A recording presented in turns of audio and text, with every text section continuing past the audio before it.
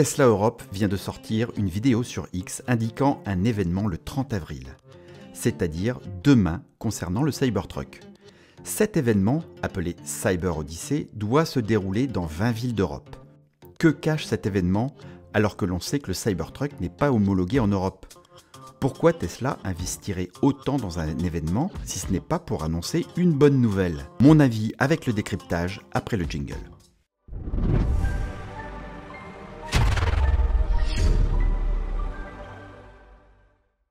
Dès sa sortie, de nombreux médias affirmaient que le Cybertruck ne pourrait être homologué en France à cause de son poids. En effet, ils indiquaient que pour conduire un tel engin sur nos routes européennes, il nous fallait le permis poids lourd. J'ai rapidement démonté ces arguments à travers une vidéo que vous trouverez en fiche, ici ou en description. En effet, même si chez nous la charge utile serait réduite, le permis B suffirait à conduire le Cybertruck. Comme quoi, les gros médias n'ont pas toujours la vérité. Quelques jours se sont écoulés ensuite avant que l'on s'intéresse à la réglementation européenne, dont vous trouverez le lien en description. Selon Stefan Teller, expert d'une entreprise allemande leader dans l'inspection, le contrôle, l'analyse et la certification, le Tesla Cybertruck ne serait pas homologable en Europe. Lors d'un accident, le pare-choc ainsi que le capot du Cybertruck ne risqueraient pas d'encaisser le choc.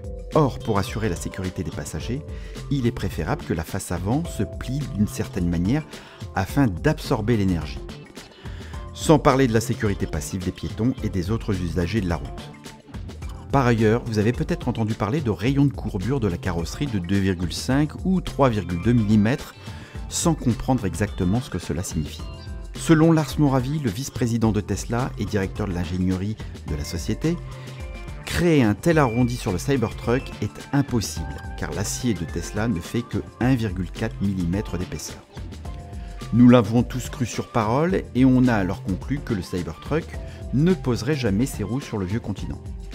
Si on regarde d'un peu plus près cette fameuse réglementation européenne, on apprend qu'une arête vive est une arête d'un matériau rigide ayant un rayon de courbure de moins de 2,5 mm. Sauf dans les cas de saillie de moins de 3,2 mm, mesurés à partir du panneau. Dans ce dernier cas, le rayon de courbure minimal n'est pas exigé. Autrement dit schématiquement, si une tôle ne dépasse pas de 3,2 mm, celle-ci évite la contrainte de la réglementation. Pourquoi donc Lars Moravy a-t-il affirmé le contraire? Mon premier avis, et vous me direz ce que vous en pensez en commentaire, c'est que Tesla a gagné du temps. Il fallait d'abord satisfaire le marché intérieur et les contraintes de fabrication avant de répondre aux questions d'homologation dans les autres pays. Mon deuxième avis, c'est qu'il savait très bien comment contourner cette réglementation. Malgré tout, si Tesla n'arrivait pas à respecter cette saillie de 3,2 mm et donc le rayon de courbure de 2,5 mm, ils peuvent tout à fait apporter des modifications à ce qui pose problème. En l'occurrence, pour la sécurité des piétons, il s'agit bien de l'avant du Cybertruck et de son capot très tranchant. Sur cette image, vous pouvez voir un Cybertruck aux USA et on constate qu'au-dessus du bandeau LED, la lame du capot expose un piéton à se faire découper s'il est percuté de plein fouet. Alors, voyez-vous où je veux en venir? Regardez bien. Avez-vous vu? Avez-vous remarqué quelque chose sur le teasing de la Cyber Odyssey de demain? Allez, je vous donne la réponse. C'est ici, sur cette image, qu'on constate la modification de l'avant et selon moi, cela nous donne tous les signes d'une possible homologation pour l'Europe. Et le plus drôle dans cette histoire, c'est que cette image a été extraite de la première vidéo lors de la révélation du Cybertruck aux États-Unis.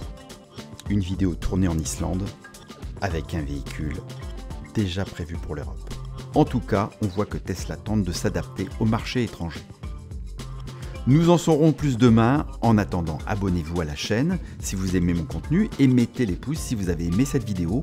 Et mieux, partagez-la à vos copains qui ont toujours dit que le Cybertruck ne viendrait jamais chez nous. À bientôt.